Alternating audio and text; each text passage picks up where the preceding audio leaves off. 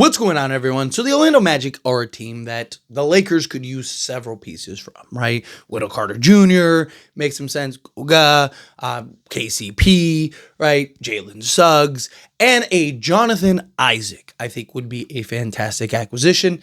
Well, the Orlando Magic are currently shopping Cole Anthony as well as Jonathan Isaac. Now, a couple things about this. They're looking to trade them to move up into the draft.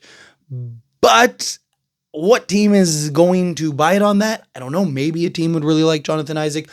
Problem with Jonathan Isaac has been his injury history. I mean, talk about a guy that's missed multiple years due to injury, has not played a ton in years past, but is starting on that trend of health. Last year, he played 71 games. That's huge, right? For a guy that literally, missed 2 consecutive years where he just didn't play. Right, you look at his career, drafted at age 20, 27 games, 75 games, 34 games, 2 straight years, 2020 through 2022, did not play due to injury. Then he came back, played 11 games, and then 58 games, which, okay, better. Not great, but better. And then last year played 71 games in which he started one of them.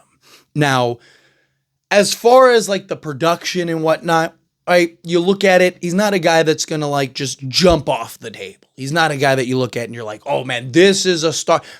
He is a very good role player, but more than anything, it's his defensive versatility that would be incredible for the Lakers.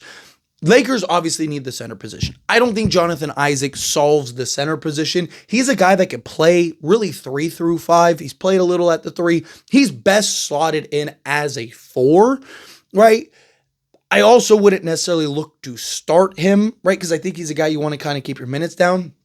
But he's making $15 million a year, so he's very tradable. He's a guy that easily could slot in a post-LeBron era and make a ton of sense. You might even be able to get away with him at the 3 for defensive purposes, right? Like maybe LeBron slots at the 3 on offense, Jonathan Isaac slots at the 3 on defense, right? Type thing where kind of alternating. There's always ways to be creative, and most of your lineups and rotations are defensive oriented regardless. But he is a guy that provides basically everything the Lakers need. Athleticism, rebounding, defense, right? A 3-and-D style, 6'10", versatile forward. I would love to get Jonathan Isaac. Ideally, I'd like to get him with other pieces, right? Could you get an Isaac in a Goga, or could you get an Isaac in a Wendell Carter Jr., right? Or him in a perfect world like a Jalen Suggs. I just don't know if you'd be able to get a Jalen Suggs. But point is, could you work something out to where you land a Jonathan Isaac plus another piece? Jonathan Isaac, I think, is a guy wouldn't break the bank. You're not going to have to trade and sell the farm to go get him. But again, solves a lot of what the Lakers need. Again, Lakers need perimeter defense, athleticism, rebounding, right? Just having a guy that could just go and chase down a basketball and win some of those 50-50 balls would be miraculous for the Lakers, right? But again, if you kind of just look at him on the surface, last year, he gave you 5 points, 5 rebounds, and an assist, right? He's a career 8-5-1 guy, right? So again, not a guy that really jumps out on the page as far as production and offense and stuff. But a lot of that, again, is just kind of how his career has been, right? But here's the thing. Lakers, excellent training, development, and health staff, right? Something you got to keep in mind. The Lakers really turned around and fixed all, now they have arguably, if not the best in all of basketball, because that was a big kind of emphasis that they wanted to make. And you saw it last year, knock on wood, guys were healthy for the most part. Right, there were a couple knick-knack stuff throughout the course of the season, but for the most part, guys were healthy. The guys that really missed time were the guys that were already injured regime that kind of came in and finally, got right. And then our health department was able to kind of keep them healthy throughout the course of the season. And again, this is a guy that played 71 games this past year. So again, he's on a trajectory. He's 27 years old, so he's still young enough to be a nice little piece and foundation piece. And a guy that you shouldn't have to trade a first and multiple firsts and all this stuff to go and acquire him, right? He's a guy that you're probably he's a guy that would be a flyer, but the only reason he'd be a flyer is because of the health concerns. But if he can stay healthy, I mean, again, he's a guy that just everything this Lakers team needs as far as just size, athleticism, and versatility. But let's get into the numbers this past season, right? So 71 games played, 15.4 minutes per game. I want you to keep that in mind. 15.4 minutes per game. 4.6 field goal attempts, shot 41.4% from the field because he shot a 26% from three-point range on 2.1 attempts, which is terrible, god-awful, right? But previous year, he shot 37.5% on 2 attempts. Year before that, he shot 40% from three-point range, right? So he came back. For his career is 32.3%, but it's primarily because he shot so poorly from 3 last year, where even pre-injury, he was 35%, 32.3%, which is not great, but then 34%, injured and missed 2 years, and then shot 40%, 37.5%, and then last year. So if he can get back to 37 to 40%, that'd be great. Give you some floor spacing, knock down the 3 ball. 2-point range, 55% from 2-point range, which again is down from the previous year, which he was at 60%. EFG of 47.4%, we're again down from the 58.4% from the previous year. Free throw shooting, he was 68.2%, which isn't great, which is down. He is a career 75% free throw shooter, and you look at the previous year, 72%. So definitely needs to get that back up.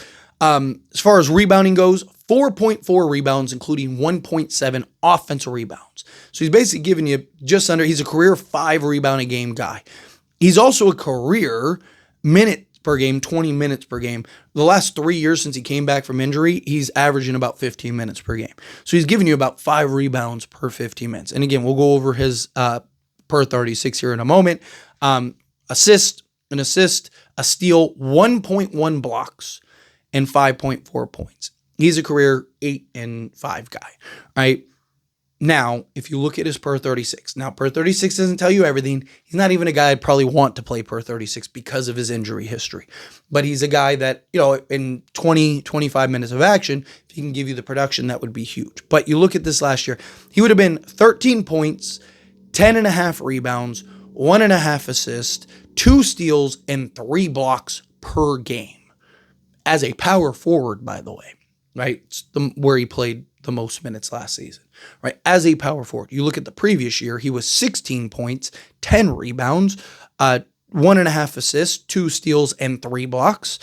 And so again, 2 years in a row, he would have been basically a double-double guy with a couple steals and blocks per 36. Now again, in 20 minutes of action, can he be a 10 and 8 guy? Or 10 and 6 guy, right? In 20 minutes of action, help rebound, defend. To me, it's more about his defensive versatility. I'm talking about a guy that legitimately is 6'10" with a 7-foot wingspan. Talk about a guy that legitimately can defend 1 through 5. You can run small ball lineups with him as your 5 and not lose the height and size. Because again, he's 6'10" with a 7-foot wingspan, right? So he has the height, the versatility, everything that you want for this Lakers team. And again, I don't think he's a guy that's going to break the bank. He's coming off of a down year. Something else that people need to keep in mind, Lakers are going to have to take some chances. They're going to have to take some risks, and they're going to have to find those diamonds in the rough, right? Lakers are very limited on the assets they have. They don't have this treasure trove of assets. They're not the Spurs or the Thunder or the Rockets or any of these teams where it's like, hey, we can go and trade a first, multiple firsts for this guy and that guy and overpay for it. Like, no, Lakers are very limited on what they can acquire and have a lot of needs that need to be addressed. So if the Lakers can find guys like a Jonathon Issac that shouldn't cost more than maybe a pick swap and some players or whatever, or, maybe a second or something. You're not giving up a first for him, right? You're trading maybe a pick swap and a second round pick to go and acquire him, but he's still young enough to be a key piece for you for the next handful of years. He's that ideal center or ideal defender that you want slotted alongside Luka,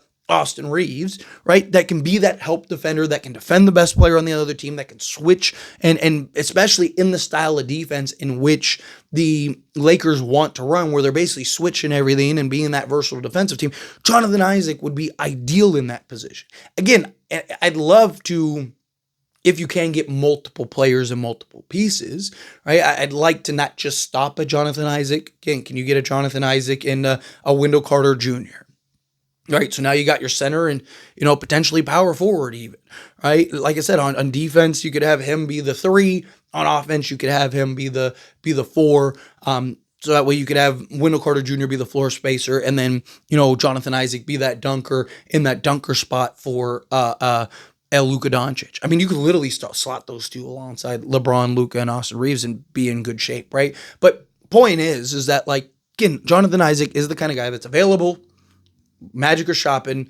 It's kind of, odd man out on that team that has an abundance of front court players and whatnot, right? I don't think you'll have to sell the farm to go and acquire him. He's on a reasonable contract, making $15 million this upcoming season. Then it's 14.5, and then $15 million. So he's making roughly $15 million a year for, the next 4 years, just getting into the contract. So he's a guy you'd have for the next few years locked in, ready to go. That could be a key piece. If he can just stay healthy, you'd have one of those gems, in my opinion. I am a big fan of Jonathon Issac, dating back to his Florida State days. So anyway, as always, this is a discussion, pass question on you. Let me know your thoughts and opinions down in the comments. That being said, if you haven't liked this video, hit that like button. Helps me out, so we enjoy these types of videos, and I truly appreciate it. Not subscribe channel, hit that subscribe button, turn on the bell notifications. Appreciate y'all. See you in the next one.